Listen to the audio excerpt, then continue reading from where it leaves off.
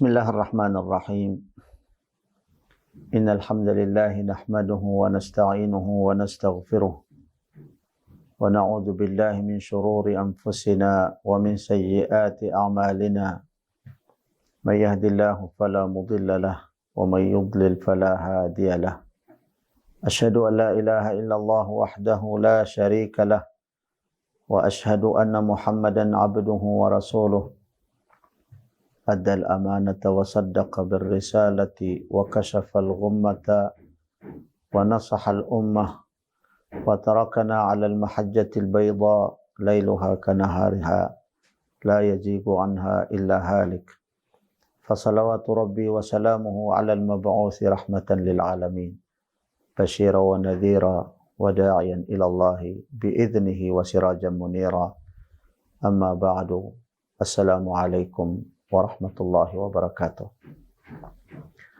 Mga masugid naming tagapakinig at tagapanood ng ating mga series na lectures na pinamagatang Bangsamoro Religious in National Unity.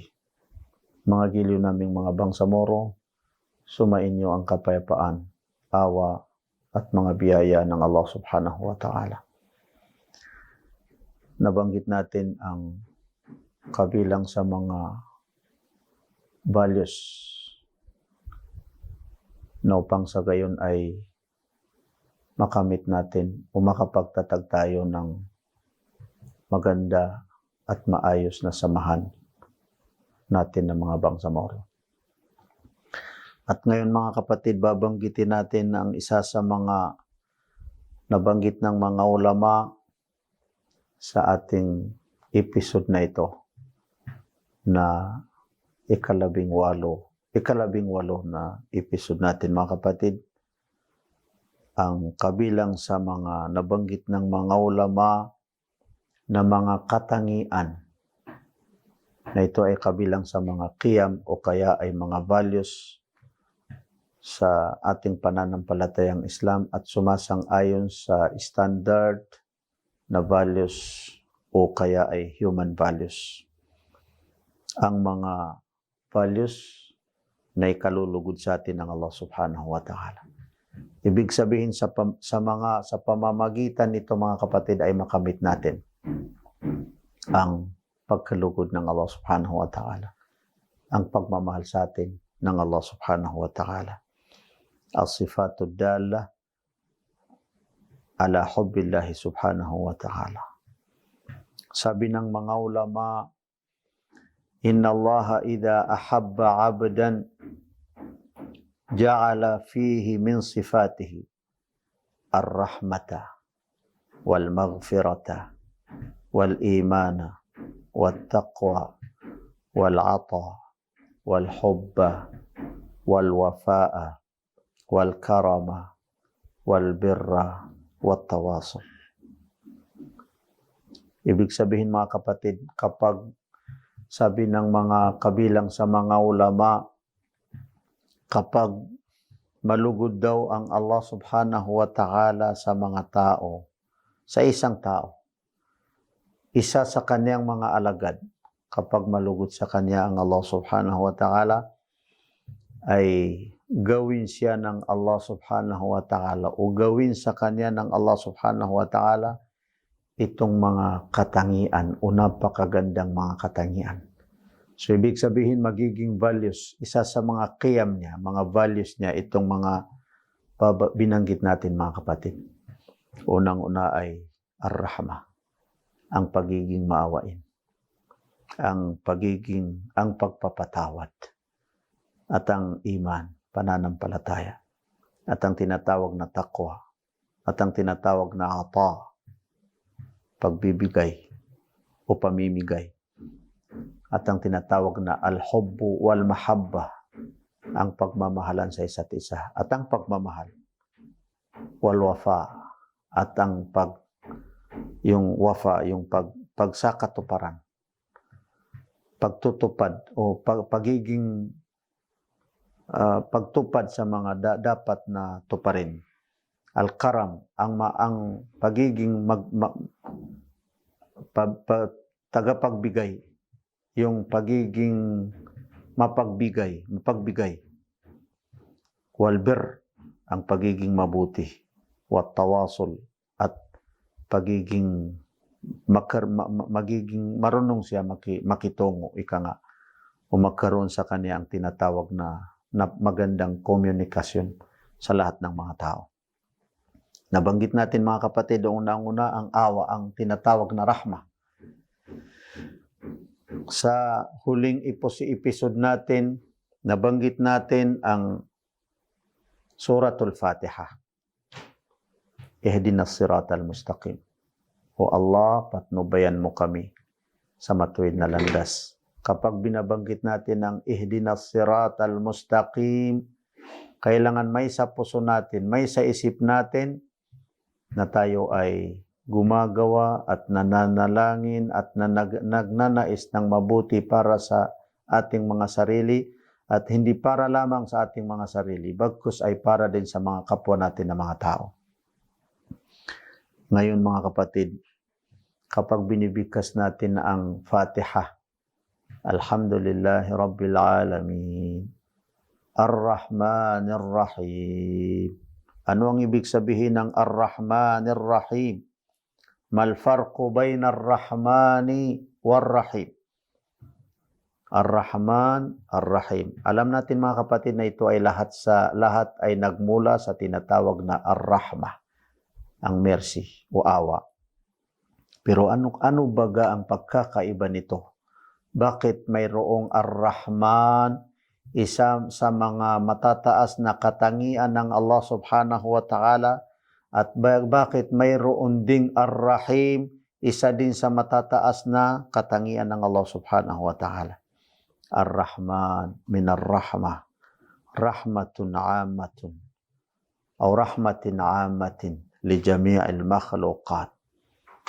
Kapag yung pangalan ng Allah subhanahu wa ta'ala at katangian ng Allah subhanahu wa ta'ala na Ar-Rahman, mga kapatid, huwag niyo kalimutan na ang ibig sabihin nito kapag binibigkas natin ng Ar-Rahman, kapag maalala natin na ang Allah ay Ar-Rahman, huwag natin kalimutan na itong sinabi na awa ng Allah ay para sa lahat ng kanyang mga nilikha. Hindi para lamang sa atin ng mga Muslim, bagkus ay para sa lahat ng mga nilikha ng Allah subhanahu wa ta'ala. Hindi para lamang sa atin ng mga tao, bagkus ay para sa lahat ng mga nilikha ng Allah subhanahu wa ta'ala. Ang Allah ay maawain sa lahat ng sa kanyang mga nilikha. So tayo pa nga na mga nilikha lamang ng mga tao ang hindi maawa sa mga nilikha, sa mga kapwa natin na nilikha rin ng Allah subhanahu wa ta'ala. Ar-Rahman, Ar-Rahim min ar-Rahmah.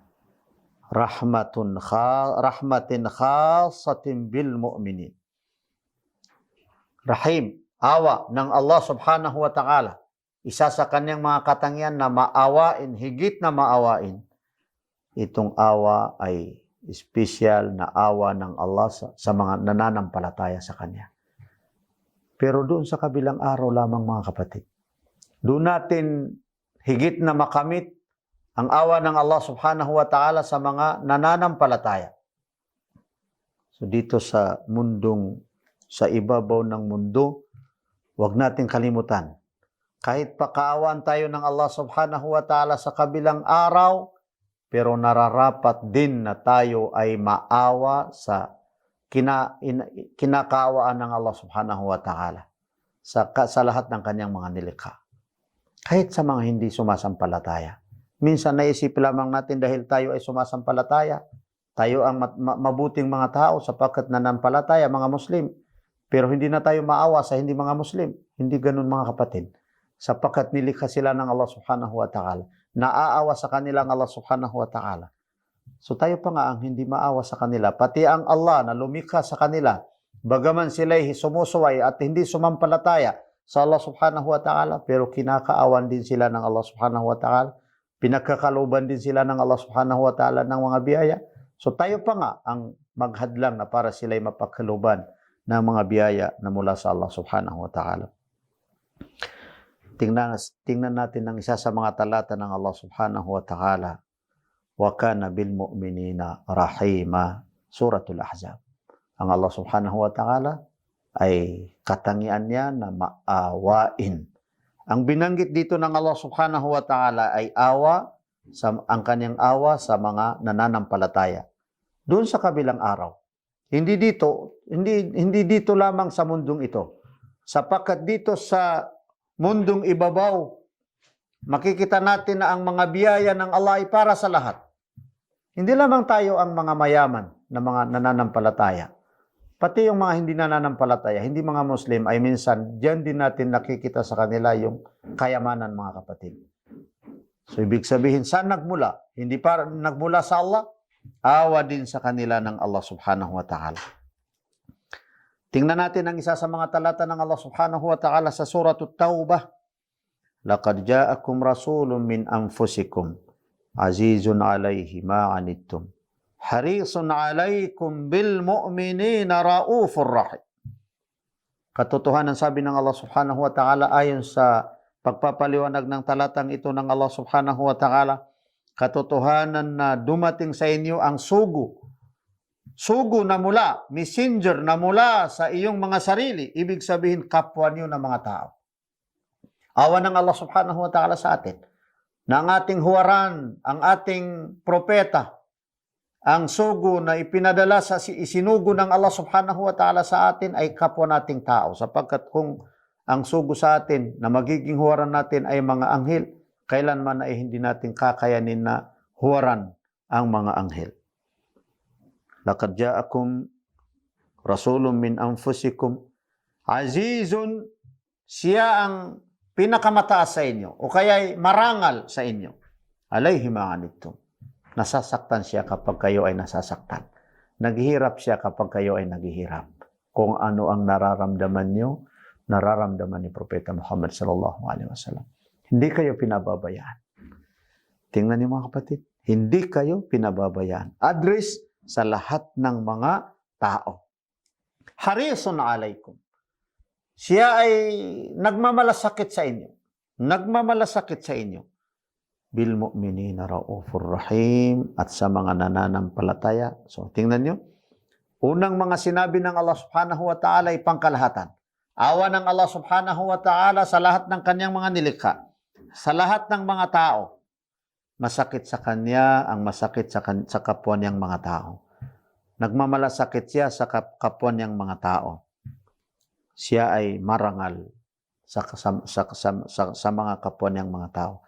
Pero pagdating sa mga nananampalataya, raufur rahim, maawain si Propeta Muhammad sallallahu alaihi wasallam, at siya rin ay rauf, ibig sabihin yung tinatawag na ar-rifq, ar-ra'fa bima'na ar-rifq. Ibig sabihin yung mahinaon, yung mababa ang kalooban ni Propeta Muhammad sallallahu alaihi wasallam sa kanila. فَبِمَا رَحْمَةٍ مِّنَ اللَّهِ لِنْتَ لَهُمْ وَلَوْ كُنْتَ فَظًّا غَلِيظَ الْقَلْبِ لَانفَضُّوا مِنْ حَوْلِكَ. Surah Ali Imran. Nang dahil sa awa ng Allah, na galing mula sa Allah subhanahu wa ta'ala, linta lahum, ikaw ay naging mahinaon sa kanila. Yung hindi matapang,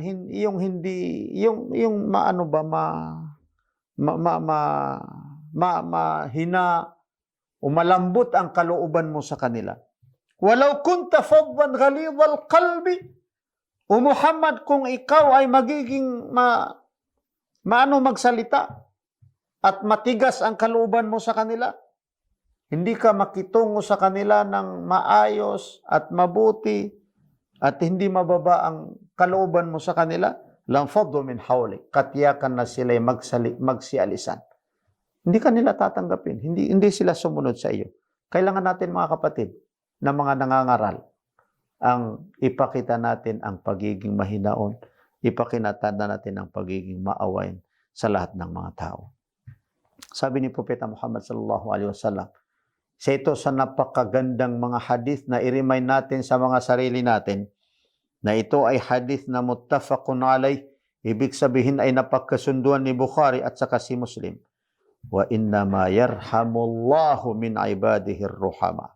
Katotohanan, sabi ng Allah subhanahu wa ta'ala, Katotohanan, sabi ni Propeta Muhammad sallallahu alaihi wasallam, nakaawaan ng Allah subhanahu wa ta'ala mula sa kanyang mga alagad ang sino man sa kanila ang mga maawain. Yarhamu man fil ard, yarhamukum man fis sama. Maawa kayo sa mga nasa lupa at kaawang kayo ng nasa langit, ang Allah subhanahu wa ta'ala. Yaqulu Ibnu Utsaimin rahimahullah, innama wa innama yarhamu. Innama huna adatu hasrin. Yung pagsabi na innama dito sa hadis ni Propeta Muhammad sallallahu alaihi wasallam ay adatu hasrin. Ibig sabihin ang taong maawa lamang sa kanila ang Allah subhanahu wa ta'ala ay sinumang mga tao na maawain na mga tao. Fa idza ra'aita min nafsika riqqatan walinan li'ibadillah fa abshir bil khair. Kapag mapansin mo sa sarili mo ang riqqatan, makita mo sa sarili mo na malambot yung kalooban mo, yung hindi matigas. Walinan, malambot ang pamamalakad mo, pamamaraan mo sa mga alagad sa mga alipin ng Allah subhanahu wa ta'ala. Maganda ka, malambot, mahinaon ka, makitungo sa mga tao. Fa-abshir bil khair. Ibig sabihin, pinagkalubang ka ng mabuti ng Allah subhanahu wa ta'ala. Fa inna hadha unwanun ala rahmatillahi iyak, sapagkat yan ay palatandaan na ikaw ay kinaaawaan ng Allah subhanahu wa ta'ala. Ibig sabihin, nakakamit mo ang mercy ng Allah subhanahu wa ta'ala. Ano ang kabaliktaran mga kapatid? Kapag mapansin mo sa sarili mo ang tigas, ang tigasin, wala ng awa, hindi na pwedeng lalambot ang kalooban mo, ibig sabihin, malayo ka sa awa ng Allah subhanahu wa ta'ala. Ipagpatuloy natin inshallah itong napakahalaga na values o kaya ay halaga natin ng mga bangsamoro na sumasang-ayon sa human values. Inshallah.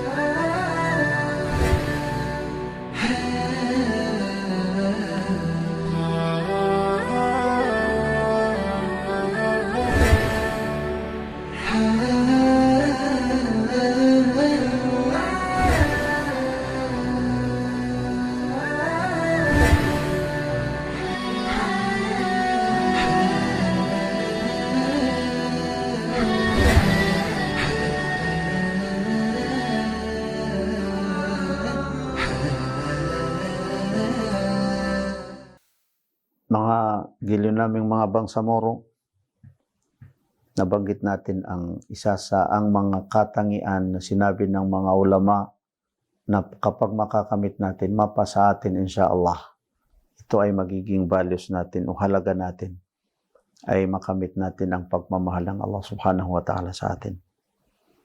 Kabilang dito mga kapatid, bukod sa tinatawag na ar-rahmah, ay ang tinatawag na al-maghfirah. Nabanggit natin ang isa sa mga talata ng Allah subhanahu wa ta'ala sa suratu Ali Imran. فَبِمَا رَحْمَةٍ مِّنَ اللَّهِ لِنْتَ لَهُمْ وَلَوْ كُنْتَ فَضًّا غَلِيظَ الْقَلْبِ لَانفَضُّوا مِنْ حَوْلِكَ. Karugtong ng talatang ito ng Allah subhanahu wa ta'ala. فَاعْفُ عَنْهُمْ وَاسْتَغْفِرْ لَهُمْ وَشَاوِرْهُمْ فِي الْأَمْرِ. Iniatas ng Allah subhanahu wa ta'ala na patawarin sila. So, ibig sabihin, at ipanalangin sila ng pagpapatawad. Ipanalangin natin sila na para sila ipatawarin ng Allah subhanahu wa ta'ala. Patawarin mo sila at ipanalangin mo din sila na patawarin sila ng Allah subhanahu wa ta'ala kapag sila nagkamali. Ganyan mga kapatid ang isa sa mga values, napakagandang halaga sa ating pananampalatayang Islam na sumasang-ayon sa human values. Mga kapatid, na kung mapasa atin, wala tayong makikita na kadahilanan upang tayo ay hindi magkakaisa at hindi natin makamit ang tinatawag na pagkakaisa ng mga bangsamoro. Al-iman, ang pananampalataya. Ang maging sumasampalataya na ito ay natalakay natin sa mga nakalipas na episode natin mga kapatid. Pero alalahanin natin ang isa sa mga hadis ni Propeta Muhammad sallallahu alaihi wasallam na al-iman huwa ma waqqara fil qalbi wa saddaqahu al-amal. Ang pananampalataya ay kung ano mang titibok sa kalooban natin pagkatapos ay patunayan ng ating mga gawa. Ibig sabihin, nananampalataya sa Allah subhanahu wa ta'ala. Nananampalataya, naniniwala na ang Allah ay maawain. Marunong din tayo maawa. Napapatunayan natin na naniniwala tayo na ang Allah subhanahu wa ta'ala ay mapatawarin. Marunong din tayo magpatawad sa mga kapwa natin na mga nagkakamali sapagkat lahat ng mga tao ay nagkakamali. At taqwa, ang takot sa Allah subhanahu wa ta'ala. Ito ay napag-usapan natin mga kapatid ng medyo mahaba-haba ang pag-explain natin mga kapatid. Kabilang ito sa mga katangian o mga values upang sa gayon ay makamit natin ang pagmamahal ng Allah subhanahu wa ta'ala. Al-ata, ang marunong magbigay. Hindi lamang marunong magtanggap, kundi marunong din magbigay. Hindi lamang pagtanggap mga kapatid. Sana ay marunong tayo mamimigay. Nabanggit natin sa mga napakaraming mga hadis ni Propeta Muhammad sallallahu alaihi wasallam ang hinggil sa pagiging maawain at hinggil sa pagiging tagapagbigay o marunong mamigay ng mga biyaya sa mga kapwa natin mga kapatid. Huwag nating kaligtaan ang isa sa mga hadis ni Propeta Muhammad sallallahu alaihi wasallam, al-yadul ulya khairum min al-yadis sufla. Ang kamay na nasa itaas ay higit na mainam kaysa kamay na nasa baba. Paano yun mga kapatid mangyari? Bakit higit na mainam ang nasa itaas? Kapag ikaw ay namimigay, nasa itaas ang kamay mo. So mas mainam ang kamay mo kaysa nasa ibaba, yung mga tumatanggap lamang o binibigyan lamang ng mga kamay. So mas ikaw ang higit na mainam sa kanila. Al-hub, ang pagmamahalan. Ang pagmamahal at magpagmamahalan sa isa't isa. Ito ay napag-usapan natin mga kapatid, pero banggitin natin itong poem sa Islam. Idza sahha minkal wuddu fal kullu hayyinu wa kullu alladhi fawqa at-turabi turabu. Kapag idza sahha minkal wuddu, kapag maging tapat ka sa pagiging maawain, yung marunong ka maawa, marunong lumambot ang kalooban mo, fal kullu hayyinu, lahat-lahat ay maging magaan para sa iyo. Pero kapag hindi ka marunong maawa, hindi mahirap para sa iyo ang lahat-lahat. Wa kullu alladhi fawqa at-turabi turabu, lahat daw ng nasa ibabaw ng lupa ay lupa rin. Babalik din tayo mga kapatid sa ating pinanggalingan na lupa. Mga kapatid, mayroong sabi ng mga ulama na 3 trades o kaya ay pangangalakal na wala nang pagkalugi mga kapatid. Sinabi ng Allah subhanahu wa ta'ala sa surah Fatir, innal ladhina yatluna kitaballahi wa aqamus salata wa anfaqu mimma razaqnahum sirran wa alaniyah yarjuna tijaratan lan tabur. 3 daw mga kapatid ang mga trades o kaya ay mga pangangalakal na do not know the loss. Hindi na kailanman ay malugi. Sabi ng Allah subhanahu wa ta'ala, katotohanan na sila yaon na binibigkas nila ang aklat ng Allah subhanahu wa ta'ala. Ibig sabihin mga kapatid, tilawatul Quran, pagbibigkas ng mga talata. Pagbibigkas ng Quran. Wa aqamus sala, at sinasagawa nila ang pagdarasal. Ibig sabihin mga kapatid, ang pagdarasal. Ikalawa, pagdarasal. Wa anfaqu mimma razaqnahum sirran wa alaniyah. At sila yaon na ginagastos nila ang mga ipinagkaloob namin sa kanila na mga biyaya ng sikreto at lantad na paggastos. Sikreto at saka lantad na paggastos mga kapatid. Yarjuna tijaratan lan tabur, sila yaon ang mga tao na hinahangad nilang mangalakal o mangangalakal na wala ng pagkalugi ng kanilang pangangalakal mga kapatid. So tatlo itong nabanggit sa talatang ito ng Allah subhanahu wa ta'ala. Al-karam, ang pagiging mapagbigay. Ya ayyuhalladhina amanu rka'u wasjudu wa'budu rabbakum waf'alul khaira la'allakum tuflihun, sa suratul Hajj. Sabi ng Allah subhanahu wa ta'ala, o kayo na mga nananampalataya, irka'u, magruko kayo, magruko, o kaya ay mangayompapa, wasjudu, kayo ay mangayompapa, wa'budu rabbakum, at kayo ay magsamba sa inyong Panginoon. Waf'alul khair. So inatasan tayo na magruko, mangayompapa, magsujud, inatasan tayo na magsamba sa Allah subhanahu wa ta'ala, inatasan din tayo bukod doon mga kapatid na gumawa ng mabuti. Waf'alul khaira, kayo ay gumawa ng mabuti, mainam. La'allakum tuflihun, para makamit niyo ang iflah, yung falah, yung magtagumpay kayo. Ibig sabihin, paano tayo magtagumpay mga kapatid? Magruko, magsujud, magsamba sa Allah subhanahu wa ta'ala, at gumawa rin ng mabuti. Gumawa rin ng mabuti. Hindi lamang magsamba, bagkus magsamba at gumawa ng mabuti mga kapatid. Man andara mu'siran aw wada'a anhu adkhalahu Allah fi dhillihi. Alam niyo mga kapatid, mayroong lilim ng Allah subhanahu wa ta'ala na walang makakalilim dito maliban sa may nabanggit sa mga hadis ni Propeta Muhammad sallallahu alaihi wasallam. Kabilang dito mga kapatid ang sinuman na kapag andara, maghintay sa sinumang naghihirap. May utang sa iyo. Mayroon siyang utang na loob. Mayroon siyang dapat na bayaran sa iyo pero wala pa siyang na maibayad. So kapag hinintay mo siya, hindi mo siya pilitin at wada'anhu, kaya ipagbigay mo na sa kanya. Ibigay mo na sa kanya, kamo ay huwag mo na ako bayaran. Adkhalahu Allahu fi dhillihi, makapasok sa paraiso at doon sa kabilang araw ay maging kasama sa makasilong sa mga silong o lilim ng na para lamang sa mga, ito ay lilim ng Allah subhanahu wa ta'ala na ipagkaloob lamang sa mga ilan sa kanyang mga alipin o mga alagad. Ahabun nasi ilallahi anfa'uhum.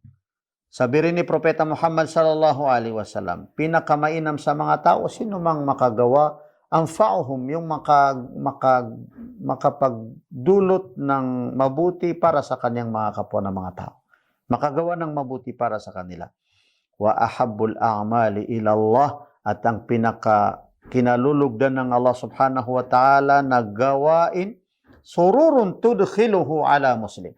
Ang pagiging masaya na may pasok mo sa kalooban ng kapwa mo na Muslim. Maging masaya, malungkot siya pero mapasaya mo siya, isa yun sa kinalulugdan ng Allah subhanahu wa ta'ala na gawain. Aw taksifa anhu kurbatan, malungkot siya, may problema siya, masolve mo yung kanyang problema. Aw taqdi anhu daynan, mayroon siyang utang, hindi na makabayad, babayaran mo ang kanyang utang. Aw tatruda anhu ju'an, nagugutom siya, pakainin mo siya, bigyan mo siya ng mga pagkain, mawala ang kanyang pagkagutom. Isa yan sa mga kinalulugdan ng Allah subhanahu wa ta'ala. Wa an Anas bin Malik radhiyallahu anhu qala, kana an-nasu ahsanan, kana "An-nasu kana an-nabiy sallallahu alaihi wasallam ahsanan nasi wa ajwadan nasi wa asja'an nas." Si Propeta Muhammad sallallahu alaihi wasallam daw ang pinakamainam sa mga tao, ang kanyang kaugalian. Si Propeta Muhammad ang pinakamaawain sa mga tao. Si Propeta Muhammad sallallahu alaihi wasallam ang pinakamatapang. Pinakamatapang pero pinakamaawain at pinakamainam ang kanyang mga kaugalian. Albir, mga kapatid. Ang pagiging mabuti, mga kapatid. Banggitin natin ang talata ng Allah subhanahu wa ta'ala sa suratu. Isa sa mga talata ng Allah subhanahu wa ta'ala sa suratul Baqarah. Yas'alunaka 'anil ahillati qul hiya mawaqitu lin-nasi wal hajj. Wa laysa al-birru bi an ta'tul buyuta min dhuhuriha walakinnal birra man ittaqa wa'tul buyuta min abwabiha wattaqullaha la'allakum tuflihun. Nagtatanungan ang mga tao, nag-usap-usap sila at sila'y nagtatanungan sa isa't isa. Ano ba itong mga buwan? Para sa ano itong mga buwan? Sabi ng Allah subhanahu wa ta'ala, sabihin mo Muhammad na yan ay mawaqitu linnasi wal hajj. Yan ay mga panahon para sa mga tao at panahon ng pag-hajj. Diyan kung wala yung mga buwan, yung mga 12 na buwan, hindi natin alam kung sa kailan tayo mag-hajj. Halimbawa, walaysa albirru bi an ta'tul buyuta min dhuhuriha. Hindi daw mabuti ang kayo ay dumating sa inyong mga bahay at pumasok sa inyong mga bahay, doon pa kayo dadaan sa likod ng inyong mga bahay. Walakinnal birra man ittaqa. Ang mabuti daw na tao ay sino mang may takot sa Allah subhanahu wa ta'ala. Wa'tul buyuta min abwabiha. Kayo ay pumasok sa inyong mga bahay, doon na kayo pumasok sa mga pintuan ng inyong mga bahay. Hindi doon pa sa likod ng inyong mga bahay. Wattaqullaha la'allakum tuflihun. Katakutan niyo ang Allah subhanahu wa ta'ala upang sa gayon magtagumpay kayo. Mga kapatid, itong talata ng Allah subhanahu wa ta'ala, sabi ng isa sa mga pantas na si At-Tabari, ito daw ay ibinunyag ng Allah subhanahu wa ta'ala para sa mga tao, na dahil ang paniniwala nila kapag makasuot sila ng ihram, hindi daw sila pwedeng pumasok sa bahay nila doon sila papasok sa pintuan ng kanilang mga bahay. Kinakailangan daw na doon sila sa kabila pumasok, doon sa likod ng kanilang mga bahay. Isa sa mga nabanggit na ito ay ibinunyag ng Allah sa kay Rafa' ibn Tabut. Kabilang ito sa mga Ansar o mga lalaki na galing sa Madina, sapagkat ayon sa kanyang paniniwala, kapag siya dumating sa bahay, hindi agad na pumasok sa pintuan, bagkus ay iikutin niya muna ang kanyang bahay. Hindi yun daw ang pagiging mabuti. Pero ang pagiging mabuti ay ang may takot ka sa Allah subhanahu wa ta'ala. Al-birru huwa at-tawassu'u fi at-ta'ati wa a'malil khairi wa qila al-ihsanu wa kamalul khairi wal abraru hum rijalu sidqin wa khairin wa ihsanin wa islah. Ang mabuti daw na tao, ang pagiging mabuti daw ay siya yung malawak ang kanyang pagsunod sa Allah subhanahu wa ta'ala at pagsagawa ng mga mabuti. Siya yung mga gumagawa ng mga mabuti. At ang mga taong mabuti daw, abrar, mabubuting mga tao, sila daw ay yung mga taong tapat na mga tao sa kanilang pagsasalita. Sila daw yung mga taong gumagawa ng mabuti sa mga kapwa nilang mga tao. Sila daw ang mga taong umaayos sa pamamagitan ng mga taong hindi nakakasundo. Mga kapatid, kinakailangan natin itong mga katangian. Ayon sa nabanggit ng mga ulama, kabilang sa mga katangian na ikalulugod sa atin ng Allah subhanahu wa ta'ala ay ang tinatawag na at-tawasul. Inshallah ay pakinggan nyo mga giliw naming mga bangsamoro sa susunod na episode natin inshallah. Wassalamu alaikum warahmatullahi wabarakatuh.